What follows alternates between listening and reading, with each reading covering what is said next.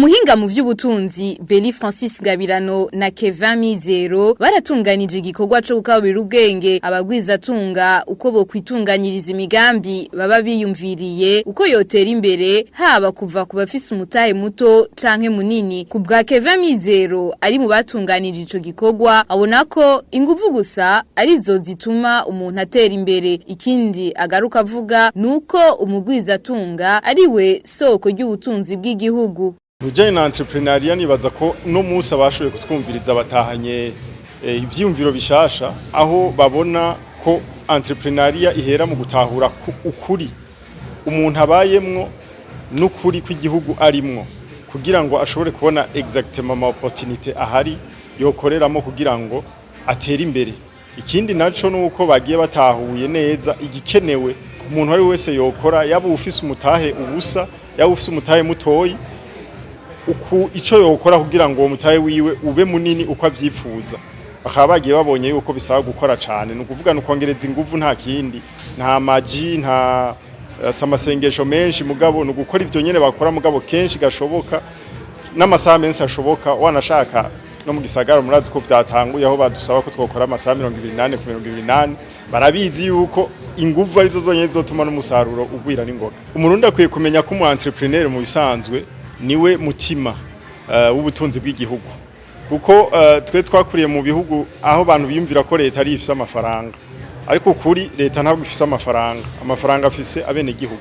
Umwene gihugu nawe ntashobora kuronka amafaranga atari uko nyene afise ikintu ari karakora gituma agurisha canke yeshanja n'undi muntu kugira yaronke. Rero birumvikana ko umu entrepreneur niwe mutima niwe soko y'ubutunzi bwose tubona mu gihugu. Christabella Irakoze ari mu bari bitavye izo nyigisho nawe aratubwira ikintu yagiye yungukiye muri izo nyigisho be nico agiye gukora. Ikintu nunguse jewe cyane novuga yuko ngiye novuga ati gutinyuka kuko nk'akarorero hari igihe nshobora kuyumvira ati nokora umugambi n'uyu muga nkabona byose umenga no bikora ninjiye muri kimwe ngacambona ati ahubwo ujya yinjiye muri kijya niwe yatoye inzira nayo je narahushije gwatusanga ngo myenjuragirika ariko ubu uye nize mvuga ati ubu ahubwo ikintu kimwe mbonye kinaniye nuko no kongereza ubumenyi ico bavuze experience nkavuga ati kugira nzoshobore gutera intambwe naho aho ntohungukira mba ndiko ndidandaza ejo nzoshobora kuronka ahandi hanyuma ntere imbere. Icyo ngiye gukora guhe no munsi ngiye icyambere novuga yuko ngiye kwifatira ingingo nkavuga ati ubu uye hajya nahora mvuga ati amahera sino yashira haye ngiye gutora mvuga ati aha ndatoye umugambi nokora hanyuma nzokora hanyuma ntere imbere. Ikindi kintu naco novuga nuko izi nyigisho zirahambaye cyane ariko ndavye abantu bazijemwo ni bake cyane kandi abazikeneye ni benshi.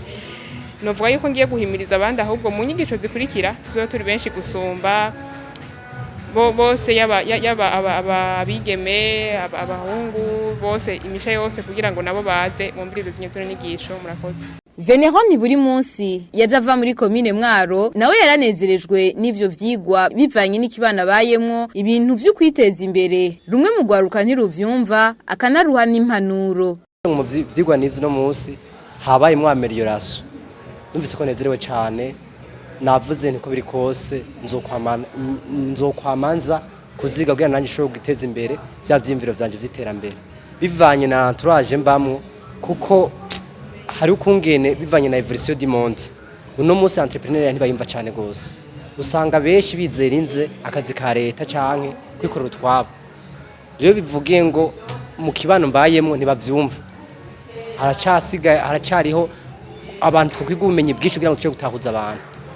Cyo no hano rugwaruka bagenzi bacu nuko boreka kwizera inze mu kazi ka leta na cyane cyane ku banyeshuri baheza amakaminuza baheza n'amahimanite benshi bizera ngo tuzoronka akazi muri leta tuzogira ibiki no ni batangure d'abord bumve yuko bokwikorera ivyabo bagahera azero kugira ngo batangure umushinge ubake systeme y'abantu kuko ufise abantu ufise ibintu.